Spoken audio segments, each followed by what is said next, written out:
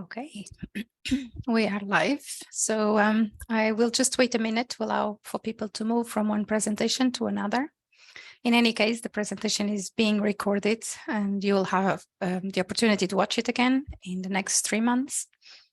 And in the meantime, as you're joining, you can just leave a message in the chat and tell us where you are and if you're an interpreter or not. And you can also use the Q&A section to ask us questions and we will answer them at the end.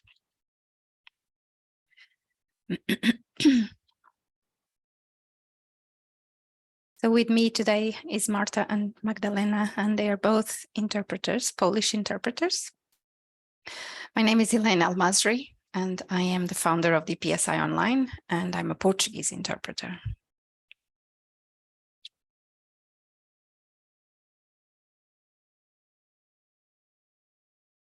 So I can see that there are... Hi, Cynthia, welcome.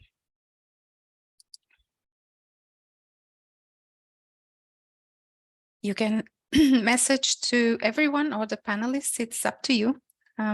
We don't mind. We will have a look at the questions at the end.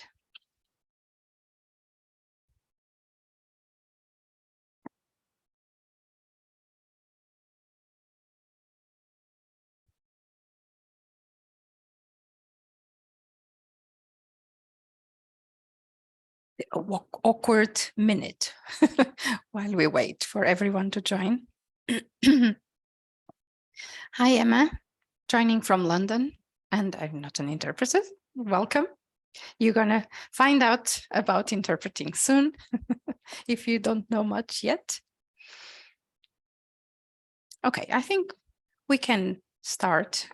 We see that there are people waiting, but as I said, it's recorded so you can see it later. So on to the topic of this presentation. Interpreting has never been so easy. Well, true in the sense that there are far more opportunities to start this profession than ever before. There are more agencies recruiting, more organizations supporting minority groups, more charities offering support in various areas. And maybe here I should just add the distinction between interpreting and translating. Very simply, an interpreter deals with a spoken language and a translator with a written language. But there is a but in my presentation. Why? Well, because interpreting must be approached with a lot of attentiveness and knowledge. Why? Because those who need a voice are often in a position of vulnerability or disadvantage. And this applies to a recently arrived refugee, to an elderly person trying to reach a nurse or a doctor in the local community, two examples of many. And not being able to speak with another person causes anxiety, embarrassment, and in some cases, shame. This prevents some people from seeking help when needed. And I can give you a few examples. Rape victim cases, in mental health cases where there is a stigma or taboo associated with it, belonging to the LGBT community, drugs, alcohol, hangovers, just to name a few. And as you probably all know, the UK prides itself for being a country that offers an interpreter for most interactions, and those are medical, social, legal, any type of interaction. But who are the interpreters being used? Are they qualified and trained bilinguals or just someone that happens to speak the language? Did you know that there are over 100 languages registered on the National Register of Public Service Interpreters in the UK? This means that on any given day, there is a large number of interpreters in some of these languages working to assist someone who is in need of accessing a service. But all this is very theoretical, so I would like to share with you a short role play, an interactive presentation where you can see what's required when interpreting, face-to-face or remotely. And for this purpose, I asked my colleagues, Marta and Magdalena, who are both qualified and experienced Polish interpreters, to join me. So the context of this role play is a key worker speaking with a limited English speaker, a Polish speaker, who states being the victim of domestic abuse. the key worker calls an interpreter over the phone. So, of course, the key worker only speaks English, which is me, and the victim only speaks Polish, who is Marta in this case. And the interpreter, Magda, will be the voice of both parties to enable us to communicate. As you will not be able to follow the Polish unless you speak it, of course, you need to pay close attention to the conversation between the interpreter and the key worker. This way you can understand the whole conversation. So you can look out for things like pauses, speaking too fast, too slow, mumbling, maybe not understanding what one person said, difficult terms, etc. That will allow you to engage with us. You can take notes and then you can ask us questions later. So let me just get our script too. So I'll start. Good morning, my name is Flor. My colleague told me you asked for some information about your options. It seems your partner has been abusive and violent. Dzień dobry, mam na imię Flor. Powiedziano mi, że chciałaby Pani uzyskać informacje na temat dostępnych dla Pani opcji, bo wydaje się, że Pani partner był agresywny i stosował wobec Pani przemoc. Tak, nie ma pracy i często się kłócimy, a nasze kłótnie zawsze kończą się w taki sposób, że albo trzaska drzwiami i wychodzi, albo uderza mnie, a następnie wychodzi. Yes, he is out of work and we have many arguments, which always end up with him either slamming the door or leaving or hitting me and then leaving. Wczoraj mieliśmy kolejny z tych złych dni. Przycisnął mnie do ściany i powiedział, że jeśli będę dalej uprzykrzać mu życie, to mnie zabije. Yesterday was another one of those bad days. He pushed me against the wall and said that if I keep on making his life miserable, he would kill me. Well, you've done the right thing contacting us. Dobrze Pani zrobiła, kontaktując się z nami. Can you tell me a bit more about what happened yesterday? How did the argument lead to him threatening you? Czy może Pani nam teraz powiedzieć więcej o tym, co się wczoraj wydarzyło? W jaki sposób kłótnia doprowadziła do tego, że on zaczął Pani grozić? Gotowałam obiad, a on jak zwykle oglądał telewizję. Poprosił mnie o pieniądze na papierosy. I was cooking dinner and he was watching TV, as always. He asked me for money so he can go and get some cigarettes. Żyjemy z zasiłków, nie starcza mi na jedzenie, ponieważ on kupuje papierosy i gra na loterii. A ja mam jutro dostać świadczenia.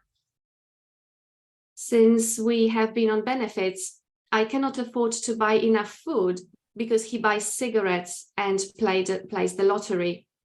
My benefits are due tomorrow. I see. But how did the argument lead to him threatening you? Rozumiem, ale w jaki sposób ta kłótnia doprowadziła do tego, że on zaczął Pani grozić? Kiedy powiedziałam, że nie mam więcej pieniędzy, co było prawdą, zajrzał do mojej portmonetki, a potem bez powodu pchnął mnie na ścianę. When I said I had no more money, which was true, he looked in my purse and then just out of nowhere, he shoved me against the wall. Podniósł nóż i powiedział, że nie umiem zarządzać pieniędzmi i uprzykrzam mu życie i że byłoby dla niego lepiej, gdyby mnie zabił. He picked up the knife and said that I'm not good with managing the money and that I'm making his life miserable and that it would be better off if he killed me. Has he done something like this before? Czy on zachowywał się w ten sposób w przeszłości? Nie tak agresywnie, ale już wcześniej mnie popychał i bił. Not so violently, but he had pushed me before and he also hit me before. I see. What else can you tell me about your situation? Would you like to leave your husband? Co jeszcze może Pani nam powiedzieć o swojej sytuacji? Czy chciałaby Pani zostawić męża? Pani tłumaczko, co ja mam jej powiedzieć? On ma wszystkie moje dokumenty, dowód osobisty, akt urodzenia. Madam Interpreter, what should I tell her? He has all my documents, my ID and my birth certificate. This is the interpreter speaking. I would like to clarify that the client directed this question to the interpreter. So may I please remind her to speak directly to you as a key worker? Yes, of course. Chciałabym przypomnieć Pani, aby kierowała Pani wszystkie swoje pytania bezpośrednio do pracownika socjalnego, a nie do tłumacza. Oczywiście. Well, my priority today is finding you a safe place to stay. Then next week we can go over the options. Dla mnie najważniejsze na dzień dzisiejszy jest znalezienie dla Pani bezpiecznego miejsca pobytu, a w przyszłym tygodniu możemy omówić inne opcje. I would like you to come to our office in Dover Street. I will take you to a safe house and we'll give you some leaflets. One is about a domestic violence protection notice, which is issued by the police, but only lasts 48 hours. Poproszę też Panią o przyjście do naszego biura na Dover Street i stamtąd zabiorę Panią do bezpiecznego domu i przekażę też kilka ulotek. Jedna z tych ulotek będzie dotyczyć zawiadomienia o ochronie przed przemocą. Jest to dokument wydawany przez policję, ale obowiązuje tylko przez 48 godzin. After, we could apply to the court for a domestic violence protection order. A po upływie tego czasu możemy wystąpić do sądu o nakaz ochrony przed przemocą domową. Co to jest nakaz ochrony przed przemocą domową? What is a domestic violence protection order? The domestic violence protection order can prevent your husband from returning to your address, and it can prevent him from contacting you directly or indirectly. Nakaz ochrony przed przemocą domową może uniemożliwić Pani mężowi powrót pod Pani adres i może też zabronić mu bezpośredniego lub pośredniego kontaktu z Panią. This order lasts for between 14 to 28 days, giving you time to consider your options and to receive help from a support agency like ours. Nakaz ten obowiązuje przez 14 do 28 dni, co daje Pani czas na rozważenie możliwości i uzyskanie pomocy od agencji wsparcia, takiej jak nasza. Więc ten nakaz ochroni mnie przez krótki czas, tak aby mogła mi Pani pomóc opuścić mojego męża? This is the interpreter speaking. I could not fully understand this question asked by the lady, so could I please ask her to repeat it? Yes, of course. Proszę Pani, nie dosłyszałam ostatniego pytania, które Pani zadała. Czy może je Pani powtórzyć? Czy to oznacza, że ten nakaz ochroni mnie przez krótki czas, tak aby mogła mi Pani pomóc opuścić mojego męża? So does it mean that this order will protect me for a short time, so you could help me leave my husband? Yes, that's it. Let me make some calls. Go and make a tea or coffee and come and see me at the office in 30 minutes. Tak, zgadza się. Ja wykonam teraz kilka telefonów, a Pani niech napije się herbaty czy kawy i przyjdzie do mnie z powrotem za 30 minut. Tak, poproszę herbaty. Czuję się trochę słaba, ponieważ nic dziś nie jadłam.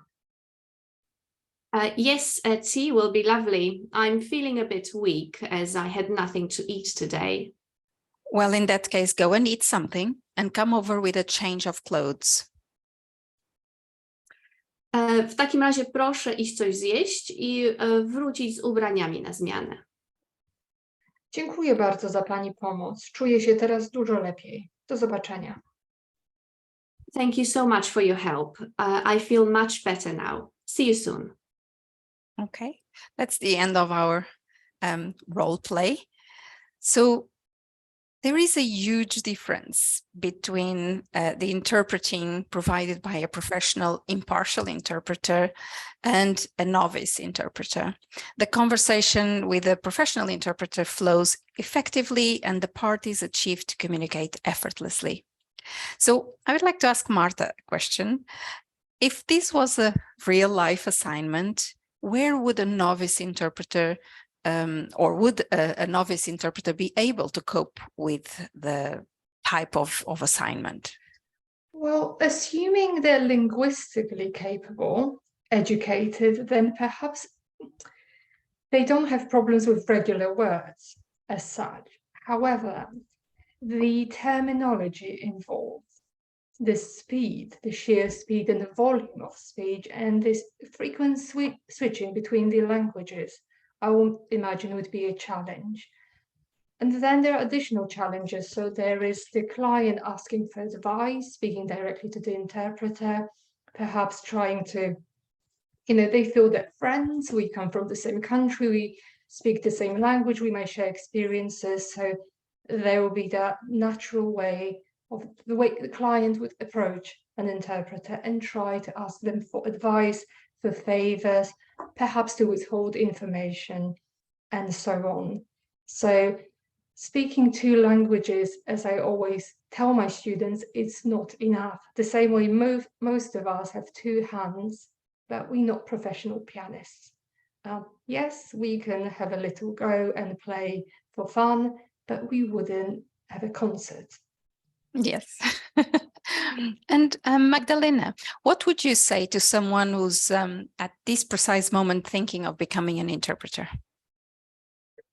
So, as with any career development or career change in any field, training is extremely important. And there are two aspects of training when you are thinking of becoming an interpreter. And of course, there is the language side of it. Like Marta said, the knowledge of terminology has to be of an appropriate level so you can convey the message accurately. Basically, if you don't know the words, you cannot understand the message, you cannot interpret, and then you will start making mistakes and so on. So that is very important. And during our courses at DPSI Online, we provide the students with necessary vocabulary and other information or source documents from several categories so they can familiarize themselves with terminology they are likely to encounter while working for the public sector. And secondly, you need to know your role as an interpreter. You need to know the code of practice. You need to know how to behave. Because in fact, you act as a guide, as a facilitator between the two parties who cannot understand each other. So you are there to manage the situation in a way.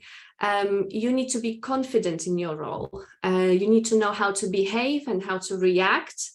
And you have to understand what you can do and cannot do. So, for example, as a person who never had an interpreting assignment, you may wonder, what do I do if the client asks me for advice or my telephone number? Mm-hmm. You have to remember about impartiality here. What if I don't understand something? I cannot possibly admit it. It's so unprofessional. So I'll just leave it out. Do you think that is the appropriate approach? And remember about the long-term consequences of such an action. Yes. Or how to behave when someone is emotional, starts crying, starts screaming. What about taking notes? Is it allowed or not? Will it be professional or unprofessional to do that? And also all the aspects of confidentiality, which is so important these days. So all of those that I just mentioned are covered during our DPSI Online courses. And we try as much as we can to prepare you for real life situations. So there are different scenarios we talk about. train you how to act and how to react, and we try to make you as much as we can prepared for your assignments, because each assignment that you will take as an interpreter will be completely different, and you need to be confident that you will react in the best possible manner with confidentiality and impartiality in mind. I couldn't have put it better. I think we all been to the same school. Well, Marta, did you want to add anything to that? Well, yes, Magdalena did put it perfectly. I also think what often is not mentioned, and I wouldn't necessarily blame people accepting interpreting jobs perhaps despite not being qualified, is the consequences of that. So there are the consequences for the client, and we think, oh, misinterpreting, something might go wrong or get out of hand, or perhaps we don't act appropriately. But the other side of it is us. We need to protect ourselves from unpleasant clients. How do we do that? What do we do if the client waits outside because they're not happy with the outcome? Yeah. But also legally. And again, to give a real life example, let's say if we book an electrician, we want them to be insured. So if they mess it up, if they draw a hole in the wrong place and our house gets flooded, we get compensated and we can put it right. If you're not qualified, well, you can't obtain insurance, you're not protected, and things do go wrong because we're just humans and people. Yeah. So by being qualified and attending one of the courses, such as with DPSI Online, you are prepared, so the chances of those mistakes, but you're less likely to make a mistake, but also you're able to protect yourself from the liability that comes with it.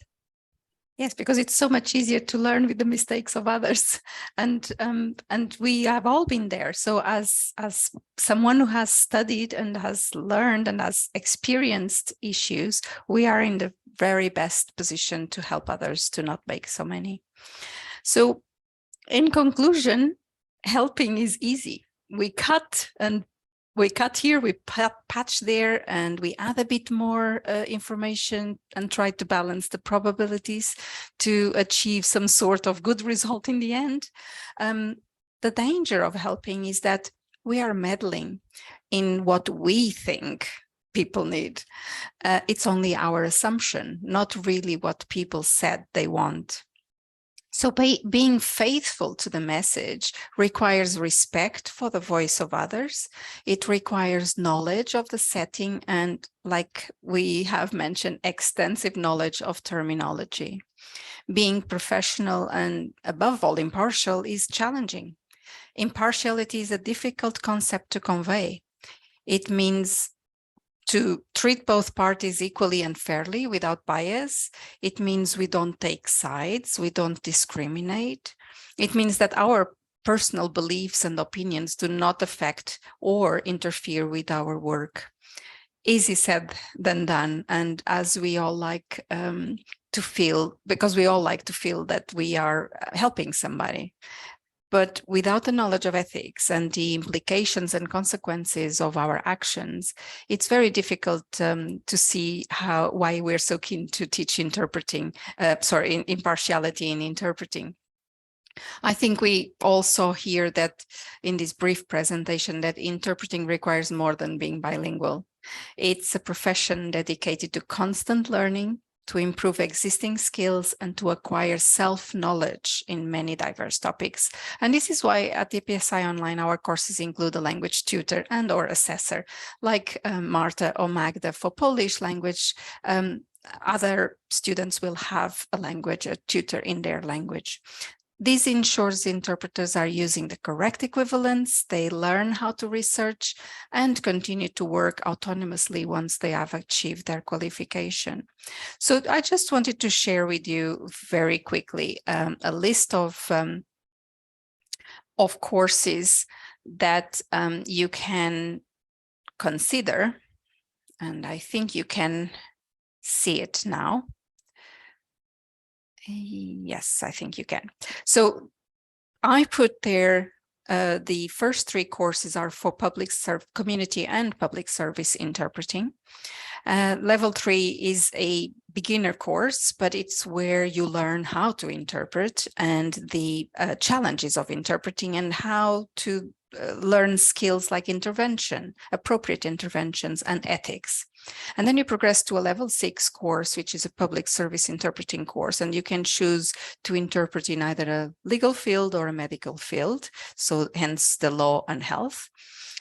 And there are 2 courses for that these days, a community interpreting course, which is portfolio based, there is no exam, and the DPSI, which is the most well-known qualification, a diploma in public service interpreting, law, health, or local government. There are 3 options in that course, and this is an exam-based course. If you want to be a conference interpreter, then you have to go on to do either a master's in conference interpreting, or if you want to have a go at what it looks like, there is a conference interpreting course in Cambridge every year in August, and CCIC provides this course. If you email me, I can send you all the information about the courses. And as I said, interpreting and translation is not the same. So if you want to become a translator, then you have to progress onto a level 7 diploma in translation. If you are interested in becoming an interpreter, because I don't have more time here to answer questions about the courses, just send me an email at info@dpsionline.co.uk. You can also follow us on Facebook. And so I hope you enjoyed seeing how interpreters work in real life assignments. Send me an email with any questions you have. As I said, my name is Elaine Almazri and I'm the founder of DPSI Online. So let me see, I'm going to stop the sharing and I'm going to see what questions are there for us. And then I can also write the email and the website here on the chat. So first, David asked, so in the role play, it was suggested that the victim go along to an office. Will the interpreter be there too? Will this victim now work with the same interpreter all the way through? Martha, do you want to answer? Sure. So, of course, if a person doesn't speak English well enough, that they would require an interpreter. What we did here was effectively an example of telephone interpreting. If the service provider is telephone-based or speaking to the client via telephone, then the interpreter over the phone is appropriate. For face-to-face interpreting session, especially of longer and more complex nature, I would say face-to-face interpreter would be ideal. Phone may not work as well, because we can't see and read the body language, they can see each other, we can't. So ideally, yes, and the public services in the UK have a duty to provide an interpreter or means of communication for any service user. Whether the victim will work with the same interpreter, it's possible, but it's not necessary. We're there to convey the message, to facilitate the conversation. We're not part of it. We're not important in that sense that it has to be the same person every time. So yes, it might happen perhaps in a sensitive subject. Some people might feel more comfortable, but there is a risk then that they develop an attachment and a relationship with the interpreter. Mm-hmm. So no, it doesn't have to be the same interpreter, the same way as when you go and see a GP, it doesn't have to be the same doctor. Yes, it depends also on the the service provider. If it is a social worker, sometimes they prefer to work with the same person. If it's a counselor, they prefer to use the same interpreter all the time, but not always, because we're all freelancers. Sometimes we're available, sometimes we're not. Bibiana, hi. Good that you made it to the presentation. Bibiana is also a qualified interpreter. Hope many new linguists will be inspired by your talk and join us at the Chartered Institute of Linguists. Yes, where we have mentors preparing DPSI candidates. Yes, I'm also a mentor for the CIOL. But yes, fantastic, Bibiana. Welcome. And thank you very much for your answers. From David, there is a question. So I've been approached by an interpreting company to start interpreting. I was referred to them by a friend. I have some informal experience only. I teach Spanish and Portuguese privately, but would like to try interpreting. The company seemed keen for me to start, but I feel I should be better prepared. What do you think? Magda has, I think, answered that question very well. You really need to consider your background knowledge. Are you able to cope with assignments from different areas of the community? And when I say different areas, I say medical, mental health, education, social services, benefits, housing, immigration. There are so many topics that interpreters are involved in before they actually go into legal, police and court interpreting, that it is always our suggestion that you do a training. Again, it's the same as any other profession, like it has been said before. If you want to become an interpreter, like an accountant who wants to be an accountant, he trains to be one. Lawyers do so, doctors do so, social workers have to do so. So interpreters should do it too. We need to have a very good background knowledge of so many areas to be able to accurately interpret, to professionally present ourselves and represent the voice of others. So I do think that you should consider a training.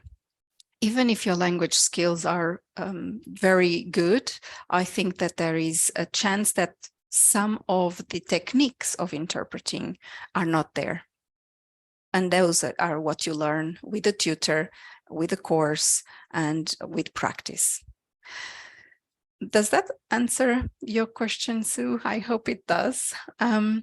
Emma, what do you enjoy most about interpreting and what's most challenging? Oh dear, everyone likes different things, I suppose. Magdalena, do you want to say one thing? What I like is the fact that I do get to meet a lot of people.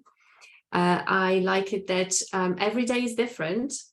When I go to an assignment, I actually do not know what will happen, who I will be interpreting for. And that's part of the challenge. I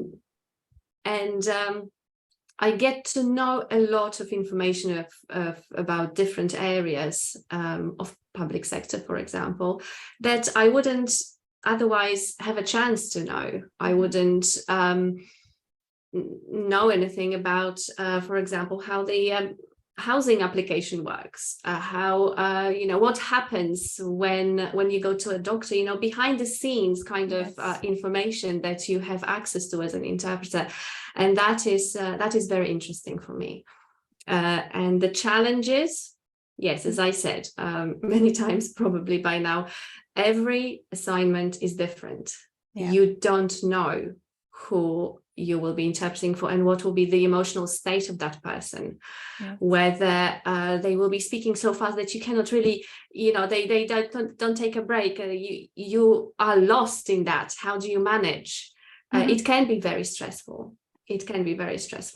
And emotionally draining, which is what Marta mentioned.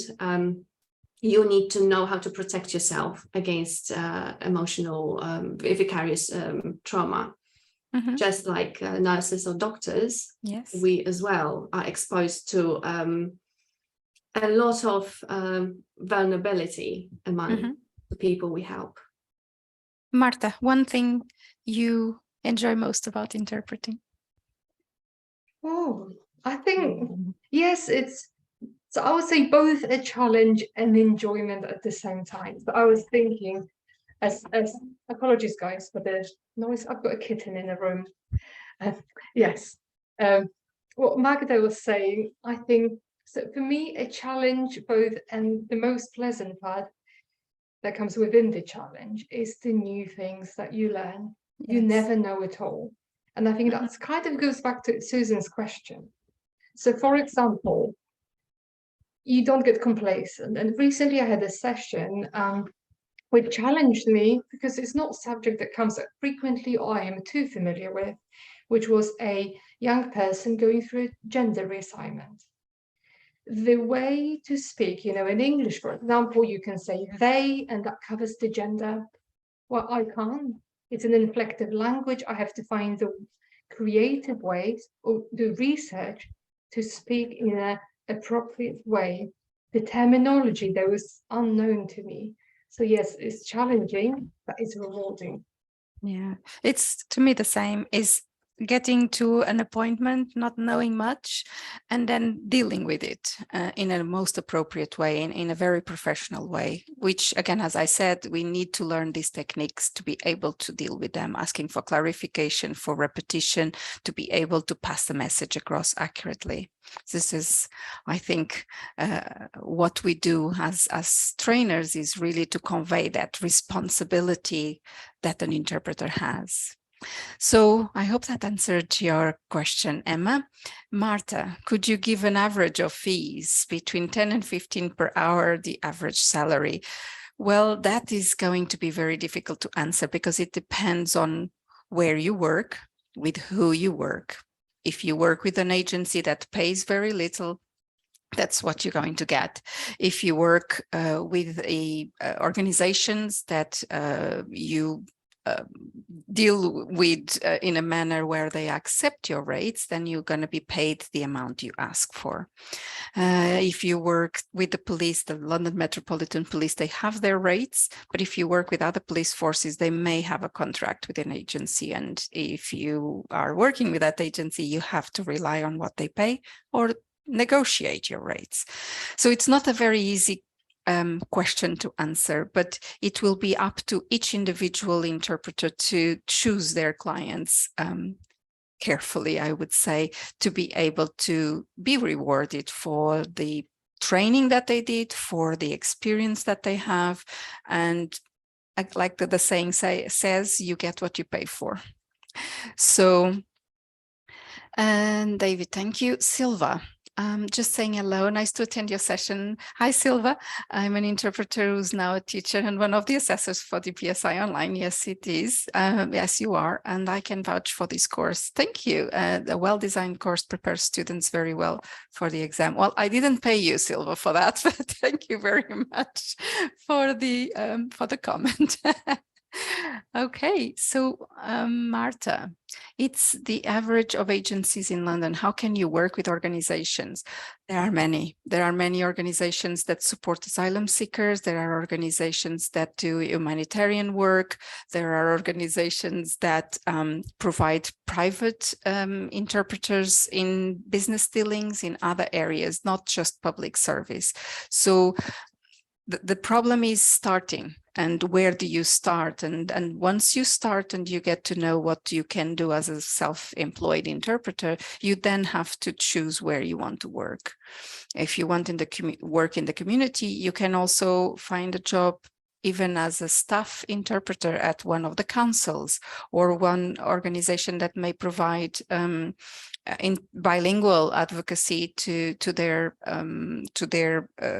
users, like Power. I think it's one that gives a mental health training to also interpreters who want to be bilingual advocates. There is an array of areas in which you can work. Once you are qualified, you will be able to choose what attracts you to one particular area. There was a very good presentation by Sandra Young yesterday about working for humanitarian settings. So you can then, once you're qualified and once you're trained and you have the knowledge, you can then choose where to go.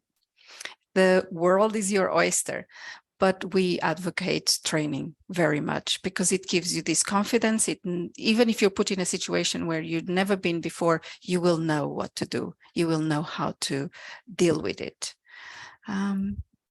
I think, oh, somebody else has a question. Observation from the demo. Foreign language interpreting responses always seem longer or shorter than the original English. This can raise suspicion. Assume the interpreter cannot add, take away anything. Is this just grammar, cultural mediation, perhaps? Well, in many cases, I would say that the English language is actually more simple and straightforward than other languages. For example, in Portuguese, my sentences will be a little bit longer. We have connecting words that are needed to be able to convey a particular sentence. So it only raises suspicion if the sentence is very long and the answer is yes or no. But if a provider is aware of the language differences, which some of them are, some of them are not, but if they are aware, they know that it will take a little bit longer in some languages. But yes, it could be just a grammar issue, but not necessarily because the interpreter is adding or omitting things. Sometimes a sentence can be said in 2 or 3 ways and the meaning is still carried. So, okay, I hope I answered that. And any other question? We are just very much at the end of our presentation. And if you have, I think we've kind of showed a very clear and concise message as to what interpreting is all about. This presentation will be available for you to watch in the next 3 months, so you can come back for it and review any information you need to. Thank you, Saya. Good luck for your level 3 assessments. And thank you again, Marta and Magdalena, for being with me on a Sunday. And to all of you listening, have a great rest of your day. Bye, everyone. Oh, thank you. I love the little reactions. That's fantastic. Thank you so much. Bye, everyone.